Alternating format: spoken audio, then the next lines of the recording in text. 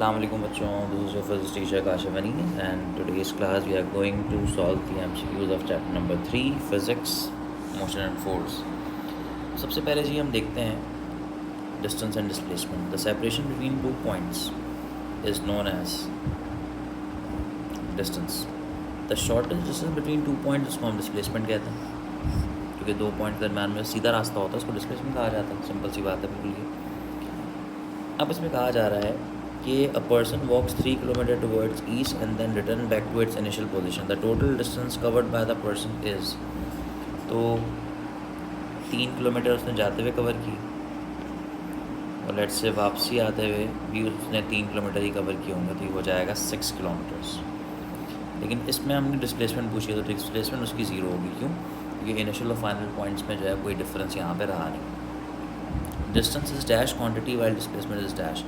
Distance is scalar, displacement is vector. Distance covered by the body per unit time, इसको हम speed कहते हैं. Specific direction में तो फिर हम इसको वेलोसिटी बोलेंगे.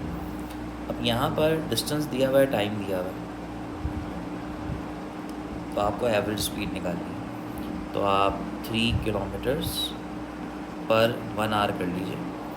तो इस तरह से आप जो है वो कैलकुलेट कर सकते हैं. इसका आंसर फिर हमारे पास क्या हो जाएगा. A person walk 3 kilometre towards east in 2 hours and return backs to its initial position in 1 hour. ठीक है. अच्छा, लेकिन हमने क्वेश्चन अब पूरा पढ़ा तो हमें अंदाज़ा हुआ 3 किलोमीटर का डिस्टेंस कवर किया उसने ईस्ट की तरफ 2 घंटे में, रिटर्न बैक हुआ 1 घंटे में, यानी कि उसने टोटल 6 किलोमीटर्स कवर किए कितने घंटे में? 4 घंटे में. ठीक है, सॉरी 3 घंटे. तो टोटल करेंगे तो कितना आंसर आ जाएगा? 2 आ जाएगा. अच्छा, अब पर्सन बैक्स 3 किलोमीटर्स, लेकिन जब वो रिटर्न वापस आएगा तो देखें यहाँ पर अगर मिसाल के तौर पर मुझसे बात करें तो 3 किलोमीटर से जाते हुए कवर किया, वापसी आते हुए 3 किलोमीटर कवर किया. तो जब वापसी आएगा ना तो डायरेक्शन रिवर्स हो जाएगी, तो माइनस आएगा, तो ऑटोमेटिकली स्पीड ज़ीरो हो जाएगी इसकी. A person walks towards east with 40 kilometre and return back to its initial position with 20 kilometre. The average speed will be. अब यहाँ पर आपको जो है वो एवरेज स्पीड जो है वो कैलकुलेट करनी है. तो अब हम एक काम कर लेते हैं कि मिसाल के तौर पर एक पर्सन ने वॉक किया ईस्ट की तरफ और रिटर्न हुआ अपनी पुरानी पोजीशन की तरफ. Average speed of the person आपको जो है वो क्या करनी है? कैलकुलेट करनी है. तो 20 + 40 डिवाइड बाई 2, तो आंसर आ जाएगा 30. लेकिन अगर आप एवरेज वेलोसिटी कैलकुलेट करना चाह रहे हैं तो जाते वक्त की 40 है, आते वक्त की जो है वो 20 है, और डिवाइड बाई 2. तो फिर अगर आप इसको सॉल्व करें तो 40 - 20 डिवाइड बाई 2, तो आंसर आ रहा है 10. ठीक है. लेकिन अब आप एक सिंपल सी बात याद रखें, 10 तो आंसर आ रहा है, लेकिन यहाँ पर जो इसकी डिस्प्लेसमेंट है वो ज़ीरो है. जब डिस्प्लेसमेंट ज़ीरो हो जाएगी तो वेलोसिटी भी जो है फिर आपके पास ज़ीरो हो जाएगी. तो इस तरीके से अगर हम इसको देखें तो यहाँ पर इसका आंसर ज़ीरो बन जाएगा. 1 किलोमीटर्स पर आवर को मीटर पर सेकंड में करें तो वही है 1000 डिवाइड बाय 3600, 0.27 आंसर आ जाएगा. इस तरह से आपने 1 सेकंड मीटर पर सेकंड और किलोमीटर्स पर आवर में करें तो उल्टा कर लीजिए, 3600 डिवाइड बाय 1000, आंसर आ जाएगा बिना. A body goes from 2 metre mark to 8 metre mark and then return back in 3 seconds. Its average speed will be. अब देखें 2 मीटर मार्क से 8 मीटर मार्क पे गई, ठीक है, और दोबारा से वापसी आई, लेकिन आने में उसको लगे कितने सेकंड? 3 सेकंड, यानी कि जाने और आने में कुछ लगा होगा टाइम स्लॉट. अब देखें 2 से 8 पर जाने का में कितना डिफरेंस आता है? 5 का, सॉरी 6 का.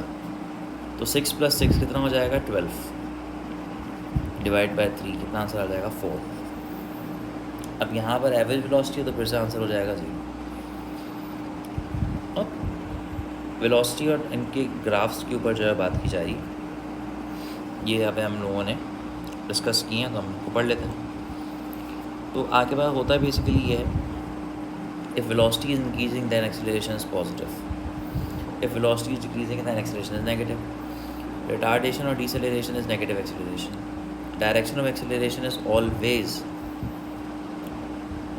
अब अगर आप इसके हवाले से बात करें तो पैरेलल टू वेलोसिटी ज़्यादा अच्छा ऑप्शन है.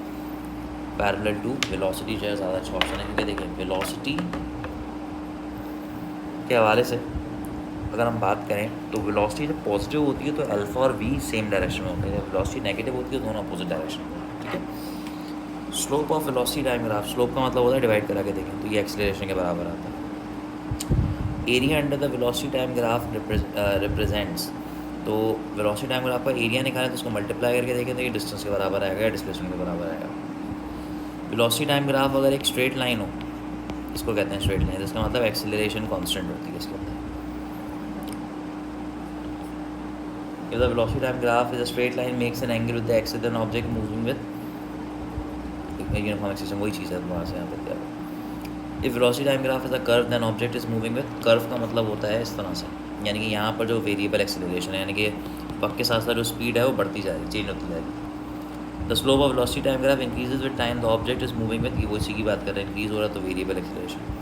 Value of ji in FPS system, देखें SI सिस्टम में जी की वैल्यू होती है 9.8, लेकिन FPS सिस्टम में फुट पाउंड सेकंड में जी की वैल्यू होती है 32 फीट्स पर सेकंड स्क्वायर।